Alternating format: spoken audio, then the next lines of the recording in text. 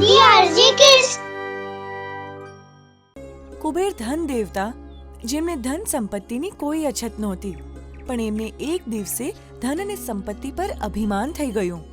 એ પોતાની ધન સંપત્તિનો પરિચય આપવા માટે શંકર ભગવાન પાસે આવે છે અને કહે છે, ભગવાન ભોળાનાથ, આજે હું તમારી પાસે એક વિનંતી લઈને આવ્યો છું. કૃપા કરી તમે મારા આલિશાન મહેલમાં પધારો અને ભોજન ગ્રહણ કરો. હું તમને ભોજનનું આમંત્રણ આપવા આવ્યો છું પ્રભુ. તમે અને માતા પાર્વતી બંને મારા મહેલમાં પધારો અને ભોજન ગ્રહણ કરો. આ જ મારી ઈચ્છા છે. બસ આટલી ઈચ્છા પૂરી કરી દો પ્રભુ. શંકર ભગવાન કુબેરના મનની વાત જાણી જાય છે.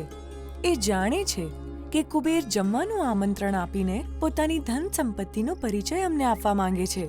એટલે શંકર ભગવાન કુબેરને કહે છે, કુબેર, અમે તમારા નિમંત્રણનો સ્વીકાર કરીએ છીએ, પરંતુ આ બધા ભક્તગણો, આ આખી ધરતી જેના પર હું કૈલાશ પરથી ધ્યાન રાખું છું, આ બધા સજીવો, આ આખી સૃષ્ટિ મારી છે અને હું આમ કૈલાશ પર્વત છોડીને નથી જઈ શકતો.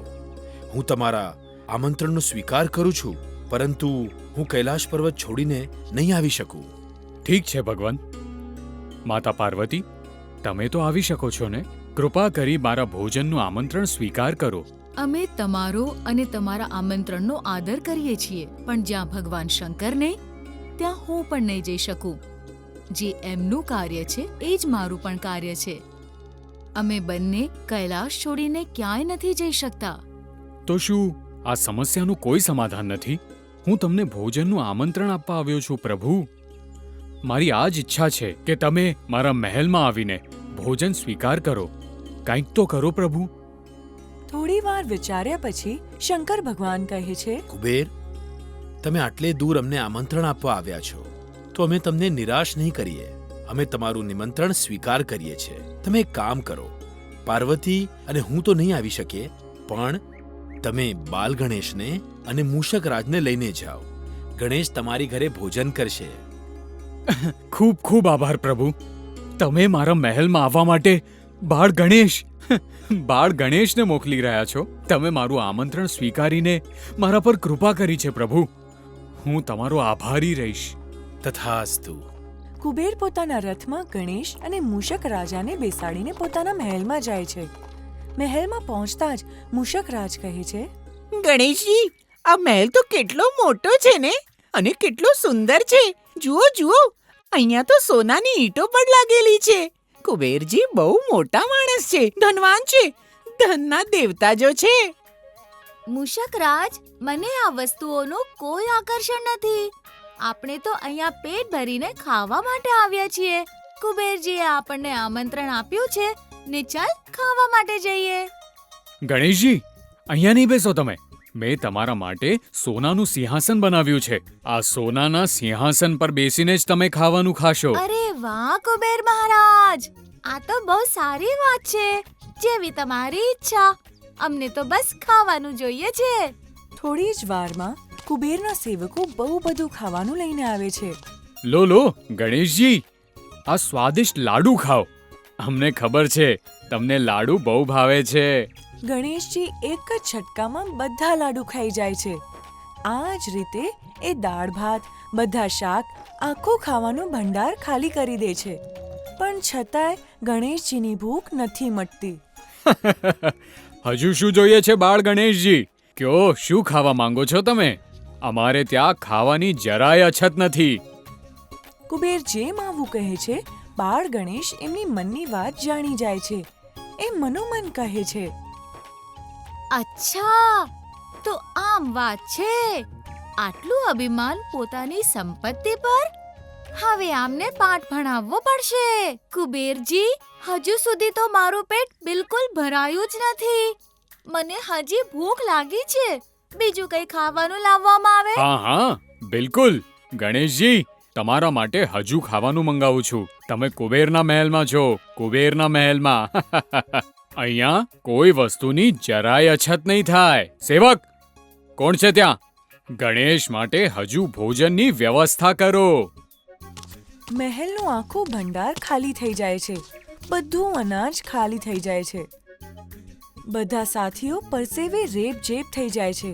જમવાનું બનાવીને એ કંટાળી જાય છે. છેવટે આવીને એ કુબેરજીને કહે છે, મહારાજ કુબેર, અનાજનો ભંડાર ખલાસ થઈ ચૂક્યો છે. આખો ભંડાર ખલાસ થઈ ગયો છે. હવે શું કરીએ? જાઓ, જઈને ગામમાંથી બધું અનાજ ઉપાડીને લાવો. સાક્ષાત ગણેશજી આપણા ઘરે ભોજન કરવા આવ્યા છે. એમને કોઈ વસ્તુ ઓછી ના પડવી જોઈએ. મારા રાજ્યમાં બહુ બધું ધન છે, ઘણું બધું અનાજ છે. જાઓ, લઈને આવો અને ગણેશજી માટે હજુ ભોજન તૈયાર કરો. કુબેર જેટલું લાવતા હતા બધું ભોજન ગણેશ પતાવી નાખતા હતા. છતાંય ગણેશજીની ભૂખ શમી જ નહોતી રહી.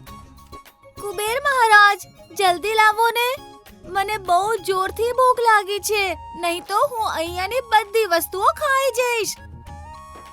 જોત જોતામાં ગણેશ ત્યાંના બધા જ સોનાના સિંહાસનો, ખુરશીઓ, મહેલની નાની મોટી વસ્તુઓ, વાસણો બધું ગળી જાય છે. છતાંય એમની ભૂખ નથી શમતી. છેવટે આખો મહેલ ખાલી થઈ જાય છે અને એ કુબેરજીને કહે છે, મારી ભૂખ તો શમે જ નથી રહી કુબેરજી. જો તમે મારી ભૂખ શમાવી નહીં શકો તો હું તમને પણ ખાઈ જઈશ. જલ્દીથી કંઈ ખાવાનું મંગાવો, નહીં તો હું તમને ખાઈ જઈશ. હે ભગવાન, આ શું થઈ રહ્યું છે? ગણેશજીની ભૂખ તો શમી જ નથી રહી. લાગે છે મારાથી કોઈ ભૂલ થઈ ગઈ છે. ચોક્કસ આનો ઉપાય તો સાક્ષાત ભગવાન શંકર જ બતાવી શકે છે. ગણેશજી, હું હમણાં જ આવ્યો. તમારા માટે કંઈક ખાવાનું લઈને આવું છું. હા, તમે શાંત થઈ જાઓ ગણેશજી. કુબેર પોતાનો રથ કાઢીને સીધા કૈલાશ પર્વત પર પહોંચે છે અને ભગવાન શંકરજીને કહે છે, હે ભગવાન, મારાથી કંઈ ભૂલ થઈ ગઈ છે. મને ખાઈ જવાની ધમકી આપી રહ્યા છે ગણેશજી. મેં તો આખો ભંડાર ખાલી કરી દીધો, આખા ગામનો ભંડાર ખાલી કરી દીધો, પણ ગણેશજીની ભૂખ છે કે શમી જ નથી રહી. તમે મને બચાવી લો પ્રભુ, નહીં તો ગણપતિ મને ખાઈ જશે. કુબેર, તમે તો ધનના દેવતા છો. તમે બધાને ધન વહેંચો છો, પણ મેં તમારા મનની વાત વાંચી લીધી હતી. તમે તમારી સંપત્તિનો દેખાડો કરવા માટે અમને આમંત્રણ આપવા આવ્યા હતા. અમે બાળ ગણેશને મોકલી આપ્યા અને એનો જ દંડ અત્યારે તમને મળી રહ્યો છે. તમને તમારી સંપત્તિનું અભિમાન થઈ ગયું હતું, ઘમંડમાં ચૂર થઈ ગયા હતા. હવે ઈચ્છો તો તમારી બધી સંપત્તિ દાવ પર લગાવી દો. ગણેશની ભૂખ તમે શાંત નહીં કરી શકો. આ તો થવાનું જ હતું. માતા પાર્વતી, તમે તો કંઈક કરો. મારાથી બહુ મોટી ભૂલ થઈ ગઈ છે. આ તો અનર્થ થઈ ગયો છે. અભિમાનમાં ડૂબીને મારું અભિમાન મને ખાઈ જશે. હા, મને નહોતી ખબર. મારાથી ભૂલ થઈ ગઈ છે. હવે ક્યારે જીવનમાં આવો દુસ્સાહસ નહીં કરું. આ સંપત્તિનો સાચો ઉપયોગ કરીશ બધાની મદદ કરવા માટે, અને હું મારી સંપત્તિનું પ્રદર્શન કરવા માટે જ તમને આમંત્રણ આપવા આવ્યો હતો. મને માફ કરી દેજો માતા પાર્વતી, મને બચાવી લો. માતા પાર્વતી કુબેરજીને એક વાટકી ભાત બનાવીને આપે છે અને કહે છે, તમે આ જઈને ગણેશજીને આપી દો. પણ માતા, શું આ એક વાટકી ભાતથી ગણેશજીની ભૂખ શમી જશે કે? અમે જેમ કહ્યું છે તેમ જ કરજો. માતા પાર્વતી દ્વારા બનાવેલા એક વાટકી ભાતને લઈને કુબેર પાછા મહેલમાં આવે છે અને ગણેશજીના હાથમાં એ એક વાટકી ભાત આપી દે છે. એને ખાતા જ બાળ ગણેશ કહે છે, અરે, આ તો બહુ સ્વાદિષ્ટ છે. મારું તો પેટ જ ભરાઈ ગયું. હવે મને બીજું કંઈ નથી જોઈતું. બહુ ઊંઘ આવી રહી છે. આટલા બધા પકવાનો ખાધા, પણ આ ભાત જેવો સ્વાદ તો કશામાં નહોતો. આનાથી તો મારી આત્મા સંતોષાઈ ગઈ છે. મારી ભૂખ શમી ગઈ છે. કુબેરજી, હવે અમારે નીકળવું જોઈએ. કુબેર સમજી જાય છે કે મમતાથી બનાવેલો પાર્વતી માતાનો ભાત ગણેશજીની ભૂખ શમાવી શક્યો, જે મારી બધી સંપત્તિ પણ ન કરી શકી. મને માફ કરી દો ગણેશજી. મને મારી સંપત્તિ પર અભિમાન થઈ ગયું હતું. કદાચ એટલે જ શંકર ભગવાને આમંત્રણ સ્વીકારીને તમને અમારા ઘરે મોકલ્યા અને તમે મારું અભિમાન ચૂર ચૂર કરી નાખ્યું. મને મારી સંપત્તિ પર અભિમાન થઈ ગયું હતું. આજ પછી હું ક્યારે અભિમાન કે ઘમંડ નહીં કરું. ગણેશજી એમનો આભાર માનીને પોતાના ઘરે કૈલાશ પર પાછા જતા રહે છે. હે માતા, આજે જો મને તમારો એક વાટકી ભાત ન મળત તો પછી હું તો કુબેરને જ ગળી જાત. હા હા ગણેશ, તે પિતા અને માતાના મનની વાતને બરાબર ઓળખી લીધી અને કુબેરના અભિમાનને તોડી નાખ્યું. હવે કુબેર ક્યારેય આવું નહીં કરે. અને આ રીતે ગણેશજી કુબેરના અભિમાનને તોડી દે છે. હંમેશા આપણે ધન સંપત્તિનો ઉપયોગ બીજાની મદદ માટે કરવો જોઈએ, પોતાની સંપન્નતાને બતાવવા માટે બિલકુલ ન કરવો જોઈએ. આ વાર્તા છે બાળ ગણેશ અને એના ભાઈ કાર્તિકની. બંને એક દિવસ રમતા રમતા જંગલમાં ફરવા ગયા. ઘણું દૂર ગયા બાદ એક ઝાડની નીચે એક ફળ મળ્યું. ગણેશજી એ ફળને ઉઠાવી લે છે અને કાર્તિક એમના હાથમાંથી ફળ લઈ લે છે. ગણેશ, આ મારું ફળ છે કેમ કે આ મને પહેલા મળ્યું છે. આના પર મારી પહેલા નજર પડી હતી એટલે આ ફળ મારું થયું. નહીં નહીં કાર્તિક ભાઈ, તમારી નજર પડી હશે પણ આને પહેલા મેં ઉઠાવ્યું તું. પહેલા મેં સ્પર્શ કર્યો હતો એટલા માટે આ ફળ તો હું જ ખાઈશ. ગણેશ, હું તારાથી મોટો છું ને, મેં કીધું ને આ ફળ પર મારી પહેલા નજર પડી હતી. તે પહેલા હાથ લગાડ્યો તો શું? આના પર દૃષ્ટિ તો મારી પહેલા પડી હતી ને, તો હું જ ખાઈશ આને. ધીરે ધીરે કાર્તિક અને ગણેશની વચ્ચે ઝઘડો વધતો ગયો. બંને જણા માતા પાર્વતી અને શંકરજીની પાસે ગયા અને બંને એકબીજાની ફરિયાદ કરવા લાગ્યા. પિતાશ્રી, જુઓ ને, ગણેશ એની જીદ પરથી પાછળ જ નથી હટી રહ્યો. એ કહે છે કે આ ફળ એનું છે. પિતાશ્રી, આ ફળ તો મેં ઉઠાવ્યું તું. કાર્તિક ભાઈની તો ખાલી એના પર નજર પડી હતી. હવે તમે જ કહો આ ફળ કોનું થયું? ભગવાન શંકરે ફળ હાથમાં લે છે અને કહે છે, કાર્તિકેય, ગણેશ, તમે બંને જ નક્કી કરજો કે આ ફળ કોના પાસે રહેવાનું છે. તમને ખબર પણ છે આ ફળ કયું છે? આ એક સાધારણ ફળ નથી, આ એક દિવ્ય ફળ છે. જે પણ આ ફળ ખાશે એને અમરત્વ પ્રાપ્ત થશે. પિતાશ્રી, તો આ ફળ મને જોઈએ છે કારણ કે મેં એને ઉઠાવ્યું તું. ના પિતાશ્રી, આના પર દ્રષ્ટિ મારી પહેલા પડી હતી એટલે આ ફળ મને જોઈએ છે. ના ના પિતાશ્રી, આ મને જોઈએ છે. સ્વામી, આ બંને તો ફરીથી લડાઈ કરવા માંડ્યા. હવે શું થશે? હવે ન્યાય કેવી રીતે થશે? હવે આપણે શું કરીશું? ત્યારે જ ત્યાં અચાનક નારદ મુનિ આવી ચડે છે અને ભગવાન શંકરને કહે છે, નારાયણ નારાયણ. હે ભગવાન, શું સમસ્યા છે? આ બાળક કાર્તિક અને ગણેશ શું કામ ઝઘડી રહ્યા છે? હવે હું શું કહું મુનિવર, એમને એક ફળ મળ્યું છે અને એ ફળ અસાધારણ છે. એ ફળને જે પણ ખાશે એને અમરત્વ પ્રાપ્ત થશે અને આ જ ફળ માટે એ બંને ઝઘડી રહ્યા છે. ફળને પહેલા કાર્તિકેયે જોયું અને ગણેશે એને ઉચકી લીધું. હવે આ ફળ નક્કી કોનું છે એનો નિર્ણય અમે લઈ નથી શકતા. જો તમારા પાસે કોઈ ઉપાય હોય તો આપો મુનિવર. પ્રભુ નારાયણ નારાયણ. આનો તો મારી પાસે કોઈ સુઝાવ નથી, પણ હા, એક કાર્ય અવશ્ય કરી શકીએ છીએ. આ ફળ કોનું છે એ જાણવા માટે આ બંને છોકરાઓની વચ્ચે એક પરીક્ષા રાખવી જોઈએ. જે પોતાની શ્રેષ્ઠતા સાબિત કરશે એનું ફળ આ થઈ જશે. બસ પ્રભુ, તમારે એક નાનું કાર્ય કરવું પડશે કે ગણેશ અને કાર્તિકની વચ્ચે એક પરીક્ષા રાખવી પડશે. એક પ્રતિયોગિતા કરાવો કે જે સૌથી પહેલા આ પૃથ્વીના 3 ફેરા લગાવશે અને પાછો અહીંયા આવશે કૈલાશ પર, એ જ વિજેતા ઘોષિત થશે. એને જ આ ફળ મળશે. મુનિવર, આ સમસ્યાનો ઉપાય આપવા માટે ખૂબ ખૂબ આભાર. ગણેશ, કાર્તિકેય, શું તમે બંને સ્પર્ધા માટે તૈયાર છો? આ ફળ મેળવવા માટે હું કંઈ પણ કરી શકું છું. હું આ હરીફાઈ માટે તૈયાર છું.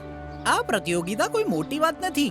મને ખબર છે કે હું જીતવાનો છું અને આ ફળનો વાસ્તવિક અધિકારી હું જ છું. હું તૈયાર છું પિતાશ્રી. તો ઠીક છે, મારી વાત ધ્યાનથી સાંભળો. જે પણ પૃથ્વીની 3 પરિક્રમા કરીને સૌથી પહેલા અમારા તરફ પહોંચશે એને અમે આ ફળ સ્વયં આપશું અને એને અમે વિજેતા ઘોષિત કરશું. આમ કહ્યા બાદ કાર્તિક એમના વાહન મોર ઉપર બેસે છે અને પિતાશ્રીના આશીર્વાદ લઈને પૃથ્વીની પરિક્રમા કરવા નીકળી પડે છે. ગણેશ મનમાં ને મનમાં કહે છે, મારું વાહન તો મૂષક છે અને મૂષક ઉપર હું 3 પરિક્રમા કેવી રીતે કરી શકું? કાર્તિક ભાઈ મારાથી આગળ નીકળી જશે. આ રીતે તો હું હારી જઈશ. મારે કંઈક કરવું પડશે. ગણેશ, કાર્તિકેય તો મોર પર બેસીને નીકળી ગયો. તું શું વિચાર કરે છે? તારે પૃથ્વીની પરિક્રમા નથી કરવી? શું તારે આ સ્પર્ધા નથી જીતવી?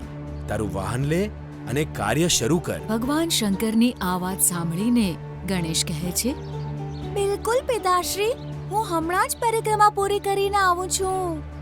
ગણેશ બંને હાથ જોડીને શંકર અને પાર્વતીની પરિક્રમા કરવા માંડે છે. નારાયણ નારાયણ. ભગવાન ગણેશજી તો માતા પાર્વતી અને તમારી ઈર્દ ગિર્દ ફરી રહ્યા છે પ્રભુ. બાળ ગણેશ માતા પાર્વતી અને શંકર ભગવાનના 1, 2 અને 3 એમ પરિક્રમા કરે છે અને આવીને ભગવાન શંકરની સામે ઊભા રહે છે. આ શું છે ગણેશ? તે મારા આદેશનું પાલન નથી કર્યું? આ રીતે તો તું પરાજિત થશે ને? આ સ્પર્ધા માટે પૃથ્વીની 3 પરિક્રમા પૂરી કરવા માટે તારો ભાઈ કાર્તિકેય તો ક્યારનો નીકળી ગયો, પણ તું અહીંયા જ છે અને અમારા બંનેની પરિક્રમા કરી રહ્યો છે. આ શું ચાલી રહ્યું છે ગણેશ? ગણેશજી, આ શું કરી રહ્યા છો તમે? ગણેશજી, વિશ્વના 3 ચક્કર નહીં લગાડો તમે, અને તમે પોતાના માતા પિતાની જ પરિક્રમા કરી રહ્યા છો. તમે તો અહીંયા જ છો, તમે અહીંયાથી ક્યાંય ગયા પણ નથી. મુનિવર, મારા માતા પિતા જ મારું વિશ્વ છે, એમનામાં જ મારું વિશ્વ છે, એમના ચરણોમાં મારું વિશ્વ છે. એમની પરિક્રમા કરવાથી આખા વિશ્વની પરિક્રમા થઈ ગઈ. તો તમે જ કહો કે શું મેં કોઈ ખોટું કાર્ય કર્યું છે? માતા પિતા જ આપણું સાચું વિશ્વ છે. એમણે આપણને જન્મ આપ્યો છે. એમની પરિક્રમા કરવાથી મેં સાક્ષાત આખા વિશ્વની પરિક્રમા કરી લીધી. હું તો એમ જ માનું છું. ગણેશનું આમ કહેતા ભગવાન શંકર પાર્વતીની સમક્ષ જુએ છે અને કહે છે, દેવર્ષિ નારદ, તમે હવે ગણેશને વિજય ઘોષિત કરો.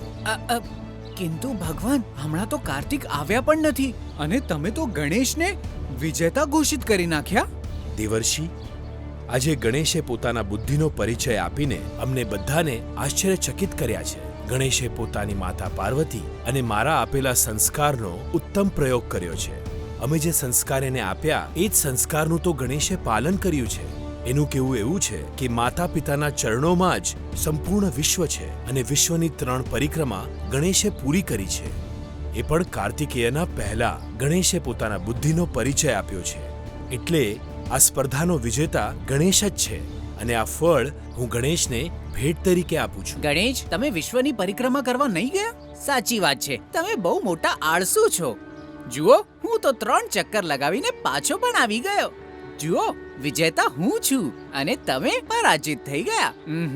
નારાયણ નારાયણ. કાર્તિકેય, એમણે તમારા કરતા પહેલા જ પરિક્રમા પૂરી કરી લીધી છે.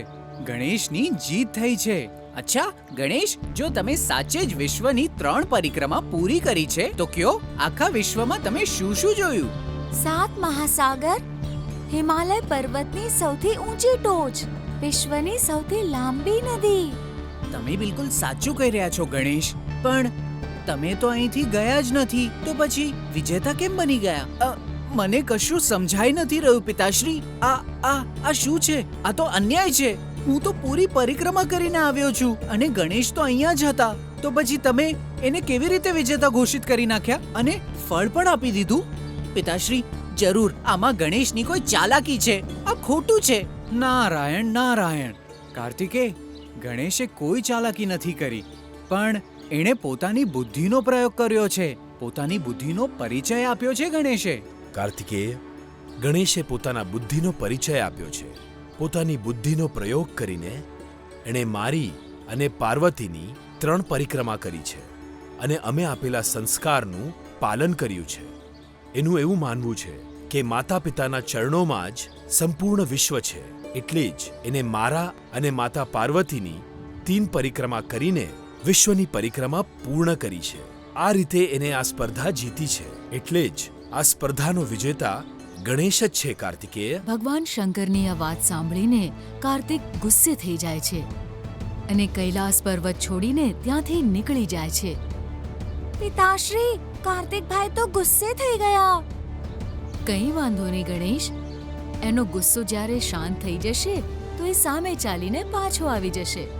પણ આજે તે બુદ્ધિનો પરિચય આપીને અમને બધાને મોહિત કરી દીધા છે. સાચે જ તું બુદ્ધિદાતા છે.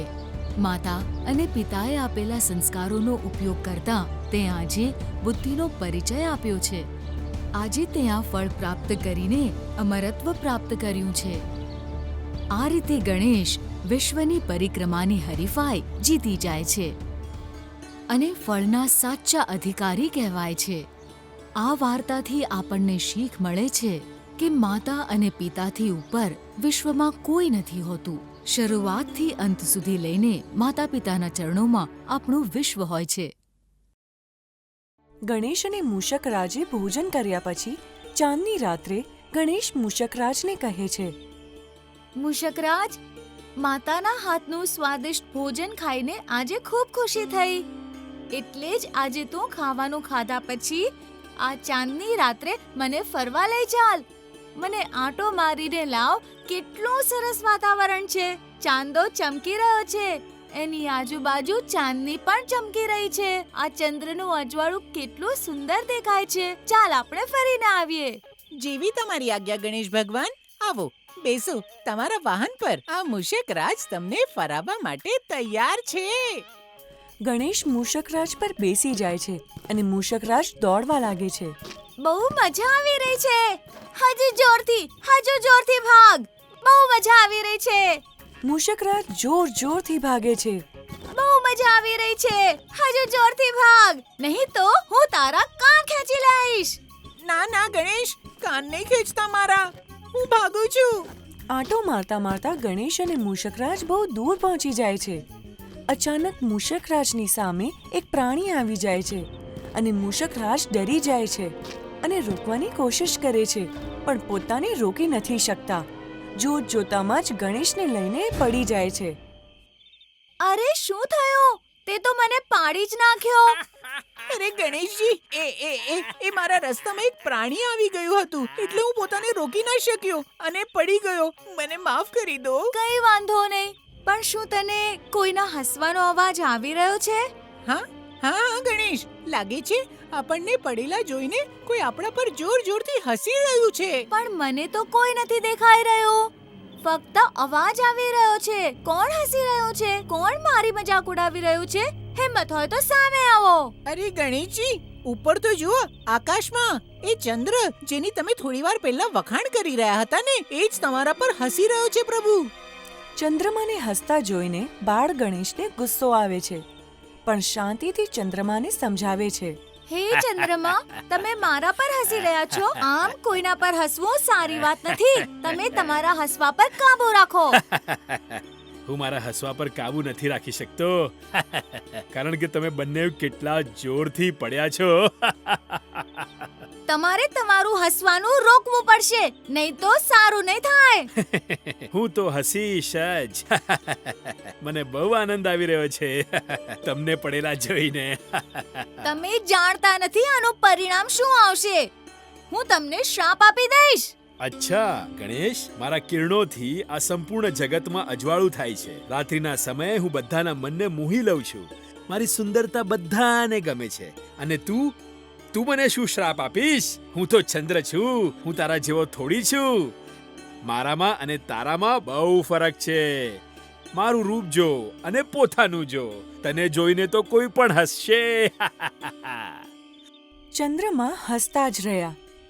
આ જોઈને ગણેશને બહુ ગુસ્સો આવી જાય છે. હે ચંદ્રમા, મેં તને કેટલી વાર સમજાવ્યું કે મારા પર નહીં હસો, પણ તમે મારી વાત ન સાંભળી. હવે તમને મારા ક્રોધથી કોઈ નહીં બચાવી શકે. હું તમને શ્રાપ આપું છું કે તમારી સુંદરતાનો વિનાશ થઈ જશે. તમારો રંગ કાળો થઈ જશે. તમારી ચમક પતી જશે. જે તમારું આ કાળું રૂપ જોશે એના ખરાબ દિવસો આવશે. એના જીવનમાં અંધકાર થઈ જશે અને બધા તમને ધિક્કારશે. કંઈ પણ સારું નહીં થાય. આવો શ્રાપ હું તમને આપું છું. ગણેશ દ્વારા આવો શ્રાપ મળતા જ ચંદ્રમા આખો કાળો પડી જાય છે. ચંદ્રમા પર બધા કાળા ડાઘ પડી જાય છે. રાત પણ કાળી થઈ ગઈ, અમાસ થઈ ગઈ. ચંદ્રમા પોતાની તરફ જોઈને કહે છે, અરે આ શું? હું તો આખો કાળો પડી ગયો. મારી બધી સુંદરતા નષ્ટ થઈ ગઈ. મારી બધી ચમક કોણ જાણે ક્યાં જતી રહી. હું તો સાચે જ શાપિત થઈ ગયો. ગણેશ દ્વારા આપવામાં આવેલો શ્રાપથી મારી સુંદરતા નષ્ટ થઈ ગઈ. આ મારાથી શું થઈ ગયું? મેં ગણેશની મજાક ઉડાવી. મારે આવું નહોતું કરવું જોઈતું. ચંદ્રમા બાળ ગણેશને કહે છે, હે ગણેશજી, મારાથી અનર્થ થઈ ગયો. મારે તમારા પર હસવું નહોતું જોઈતું. તમારા સમજાવ્યા પછી પણ હું તમારા પર હસતો રહ્યો. મને માફ કરી દો. મને મારું રૂપ પાછું આપી દો. હું તમારી કોઈ પણ વાત નહીં સાંભળું. શું તમે મારી વાત સાંભળી હતી? હવે તમને મારા શ્રાપથી કોઈ નહીં બચાવી શકે. તમે જીવનભર આવા જ કાળા રહેશો. ક્યારેય તમારાથી પ્રકાશ નહીં છવાય. કોઈ તમારી સુંદરતાના વખાણ નહીં કરે. તમારા પર ચમક ક્યારેય નહીં આવે. ના ગણેશજી, મને ક્ષમા કરી દો. મારાથી બહુ મોટી ભૂલ થઈ ગઈ. મને મારી સુંદરતા પર અભિમાન થઈ ગયો હતો. કૃપા કરીને મને મારું રૂપ પાછું આપી દો. હવે જવા દો ને ગણેશજી, માફ કરી દો એમને. તમે તમારો શ્રાપ હવે પાછો લઈ લો. હું પણ તો એક રાક્ષસ જ હતો ને. મને પણ મારી શક્તિ પર અભિમાન થઈ ગયું હતું. તમે મને માફ કરી દીધો અને હું તમારી સેવા કરી રહ્યો છું. આજે હું તમારું વાહન બનીને તમારી સેવા કરી જ રહ્યો છું. તમે મને પણ તો ઉપાય કયો હતો ને. હું વિનંતી કરું છું ગણેશજી, ચંદ્રમાને માફ કરી દો. એમને કોઈ ઉપાય અવશ્ય કહેજો ગણેશજી. જો ચંદ્રમાની ચાંદની જ નહીં હોય તો પછી રાતના ધરતી પર અજવાળું ક્યાંથી આવશે? આખા જગતમાં અંધારું છવાઈ જશે. કોઈને કાંઈ દેખાશે જ નહીં. આમનું અજવાળું તો રાતના સમયે જરૂરી છે ને. જો ચંદ્રમા આવા કાળા જ રહેશે તો ધરતી પર રાતના સમયે અજવાળું કેવી રીતે આવશે? મૂષકરાજ, જો તમે કહી રહ્યા હો તો હું આમને માફ કરી દઈશ, પણ આ શ્રાપ પૂરો નાબૂદ નહીં થઈ શકે. હું મારો શ્રાપ પાછો તો નહીં લઈ શકું, પણ આમને ઉપાય ચોક્કસ બતાવી શકું છું. સાંભળો ચંદ્રમા, હું તમને ઉપાય કહી રહ્યો છું કે આજથી તમારું આ રૂપ ધીરે ધીરે બદલાતું રહેશે. તમે ધીરે ધીરે કાળા થઈ જશો અને ફરીથી ધીરે ધીરે પોતાના રૂપમાં આવી જશો. આ ચક્ર આજીવન ચાલતું રહેશે. આ જ તમારો ઉપાય છે. તમારું કાળું રૂપ જોઈને જેના પણ ખરાબ દિવસો આવશે, એ મારા જન્મ દિવસે જે પણ તમને જોશે એનો ખરાબ સમય આવશે, પણ બીજા દિવસે તમારું દર્શન કરીને એ ટળી જશે. સારા દિવસોની શરૂઆત થઈ જશે. તથાસ્તુ. એ દિવસ પછી અમાસ અને પૂનમના દિવસે ચંદ્રમાનું રૂપ ધીરે ધીરે બદલવા લાગ્યું. ક્યારેક એ આખે આખો કાળો થઈ જાય છે તો ક્યારેક એ આખે આખો ચમકવા લાગે છે. એનો આકાર પણ નાનો મોટો થતો રહે છે.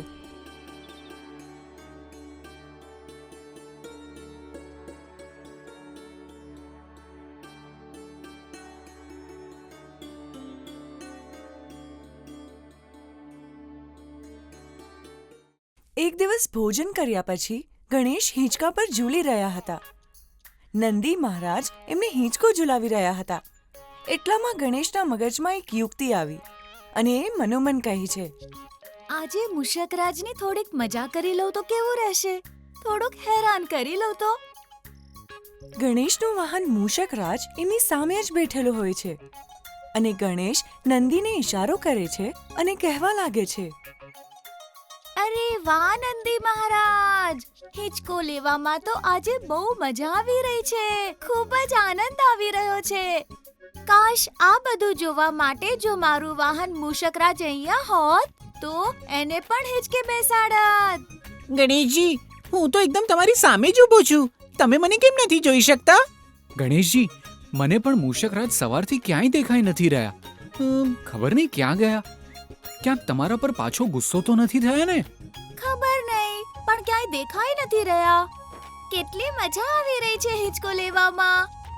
કાશ મૂષકરાજ પણ હિંચકો ઝૂલત. મૂષકરાજ 2-3 વાર જોર જોરથી ગણેશની સામે કૂદે છે અને બૂમ પાડીને કહે છે, ગણેશ, ગણેશ, જુઓ, હું અહીંયા જ છું. હું તમારી સામે ઊભો છું પ્રભુ. નીચે અહીંયા તો જુઓ. નંદીજી, શું તમને મૂષકરાજનો અવાજ આવી રહ્યો છે? પણ એ ક્યાંય દેખાય તો નથી રહ્યા. આ બધા આવું કેમ કરી રહ્યા છે? શું સાચે જ હું દેખાઈ નથી રહ્યો કે? એક કામ કરું છું, અરીસામાં જઈને જોઉં છું. મૂષકરાજ આરીસામાં જઈને જુએ છે તો એમને પોતે દેખાઈ જાય છે અને આ દૃશ્ય જોઈને નંદી અને ગણેશ અને એમના બધા સેવકો જોર જોરથી હસવા લાગે છે. આનો અર્થ તમે મારો મજાક ઉડાવી રહ્યા હતા? આનો અર્થ હું તમને બધાને દેખાઈ રહ્યો હતો? પણ ગણેશજી, તમે મારી મજાક ઉડાવી છે ને? હું દુર્બળ છું પણ તમારો સારથી છું. આમ પોતાના સારથીને હેરાન કરવું ખોટી વાત છે પ્રભુ. હું જઈ રહ્યો છું. હું તમારી સાથે વાત નહીં કરું. જઈ રહ્યો છું. અરે મૂષકરાજ, ક્યાં જાઓ છો? તમે આટલો ગુસ્સો કેમ કરી રહ્યા છો? હું તો મજાક કરી રહ્યો હતો. અરે ઊભા રહો. નંદીજી, જુઓ ને, મૂષકરાજ તો નારાજ થઈને જતા રહ્યા. કાંઈ વાંધો નહીં, મૂષકરાજ થોડી વારમાં પાછા આવી જશે. એ વધારે વાર સુધી તમારાથી દૂર નથી રહી શકતા. તમને પ્રેમ કરે છે ને, એ આવી જ જશે. ના ના નંદીજી, એ તો સાચે જતા રહ્યા છે. કદાચ એ નહીં આવે. આપણે એમને મનાવવા માટે જવું જોઈએ. એક જ મિનિટમાં મૂષકરાજ પાછા દોડતા આવે છે અને બૂમ પાડીને કહે છે, ગણેશ, ગણેશ, ગણેશ. મૂષકરાજ આવીને ગણેશની પાછળ છુપાઈ જાય છે. શું થયું મૂષકરાજ? તમે તો મારાથી નારાજ થઈને જતા રહ્યા હતા અને એક જ પળમાં પાછા આવી ગયા. શું વાત છે? કોણ છે એ જે તમને ડરાવી રહ્યું છે? જરા હું પણ તો જોઉં. ગણેશ, જુઓ, પહાડની પેલી તરફ એ ઝાડની પાછળ એક ડરામણી બિલાડી છે. મારો પીછો કરી રહી છે. એ મને મારી નાખશે. ગણેશ, એ બિલાડી મને હેરાન કરે છે. કૃપા કરીને બચાવી લો પ્રભુ. અરે ક્યાં છે બિલાડી? મને તો કોઈ નથી દેખાઈ રહ્યું. તને કોઈ ફાસ થયો હશે. અરે ગણેશ પ્રભુ, તમે પાછા મજાક કરવા લાગ્યા. મને સાફ સાફ દેખાઈ રહ્યું છે. બિલાડી છે, સાચે. અચ્છા, એ બિલાડીની આવી હિંમત કે અમારા મૂષકરાજને સતાવે. ચાલો જોઉં છું કોણ છે એ બિલાડી. આજે એને પાઠ ભણાવીશું. આમ કહીને મૂષકરાજ, ગણેશ, નંદી અને 2-3 સેવકો બિલાડીને શોધવા નીકળી પડે છે. એ જ બિલાડી. જુઓ ગણેશજી, ત્યાં એ રહી. અચ્છા, તો આ છે એ બિલાડી જે તને સતાવી રહી છે. હમણાં બતાવું છું એને.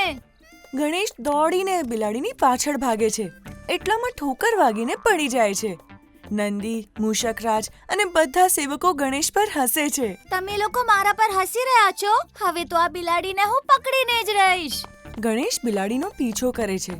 બિલાડી દોડતા દોડતા એક જંગલની આગળ એક નદીની પાસે પહોંચી જાય છે અને નદીના કિનારે જઈને રોકાઈ જાય છે. હા, હવે આવીને હાથમાં. હવે બોલ, ક્યાં જઈશ? તારી સામે હું ઊભો છું અને ત્યાં નદી છે. હવે બોલ, તું ક્યાં જઈશ? ગણેશ જોરથી બિલાડીની પૂંછ પકડે છે અને 3-4 વાર જોરથી એને ફેરવીને જમીન પર પછાડે છે અને એને મારે છે. બોલ બોલ, હવે મજા આવી રહી છે તને? દુર્બળ પ્રાણીને સતાવી રહી હતી, અમારા મૂષકરાજને સતાવી રહી હતી. હવે આની તને સજા મળશે. આનો દંડ તો તને મળવો જ જોઈએ. ગણેશ બિલાડીની પૂંછ પકડીને એને પાણીમાં 2-3 વાર ડુબાડે છે, પાછી બહાર કાઢે છે, પાછી ડુબાડે છે અને પાછી બહાર કાઢે છે અને એ બિલાડી બિચારી બૂમો પાડતી રહે છે. હવે બોલ, ક્યારે અમારા મૂષકરાજને હેરાન કરીશ? ના, મૂષકરાજને ક્યારેય નહીં હેરાન કરું. હવે છોડો મને. બહુ સજા અને દંડ મળી ચૂક્યા છે. આમ કહીને ગણેશ બિલાડીને છોડી દે છે. બિલાડી પોતાના રસ્તે નીકળી જાય છે અને ગણેશ અને મૂષકરાજ હસતા હસતા પાછા પોતાના મહેલમાં આવી જાય છે. બહુ થાકી ગયો છું. બહુ જોરથી ભૂખ પણ લાગી છે. હમણાં માતા પાર્વતી પાસે જાઉં છું ને કંઈક ખાવા માટે માંગુ છું. મૂષકરાજ અને ગણેશ માતા પાર્વતીના કક્ષમાં જાય છે અને માતા પાર્વતીનું રૂપ જોઈને હેરાન થઈ જાય છે. માતા પાર્વતીના આખા શરીર પર ઘા હોય છે.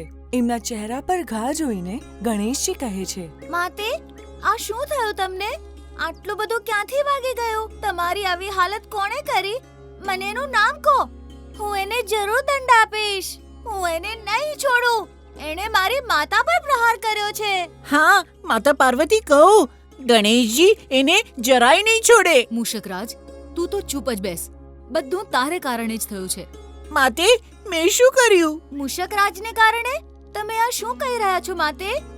આ કેવી રીતે બની શકે? મૂષકરાજ તો અમારી સાથે હતા.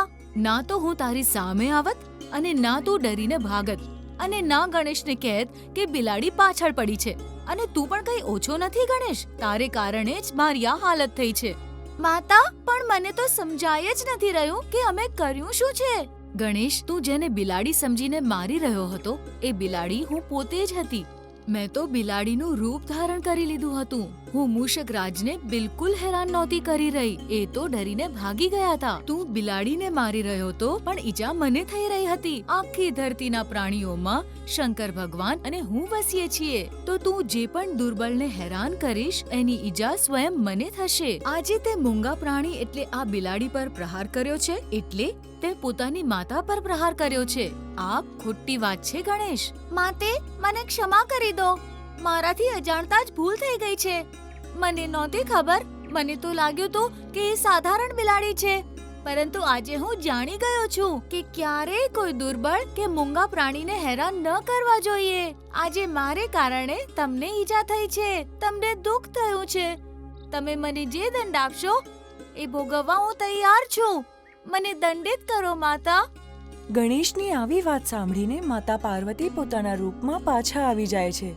એ બરાબર થઈ જાય છે અને એમના બધા ઘાવ ઠીક થઈ જાય છે. અને માતા પાર્વતી ગણેશને કહે છે, ના ગણેશ, હું તને કોઈ દંડ નહીં આપું, પણ આજે તારી પાસે એક વચન માંગુ છું કે ક્યારે કોઈ જીવને તું હેરાન નહીં કરે. બધાની રક્ષા કરીશ. જો તું કોઈ જીવને હેરાન કરીશ તો તકલીફ તારી માતાને થશે. આજે તું મને વચન આપ, ફરી ક્યારેય આવું નહીં કરે. માતે, હું તમારી આજ્ઞાનું પાલન કરીશ. ક્યારેય કોઈને હેરાન નહીં કરું. બધા પ્રાણીઓ પર દયા કરીશ. બધાની રક્ષા કરીશ. બધાને મદદ કરીશ. આ વાર્તામાંથી આપણને એ બોધ મળે છે કે ક્યારે મૂંગા કે દુર્બળ પર શક્તિ અજમાવવી ન જોઈએ. આપણી શક્તિનો સાચો ઉપયોગ સારા કાર્યો માટે જ કરવો જોઈએ.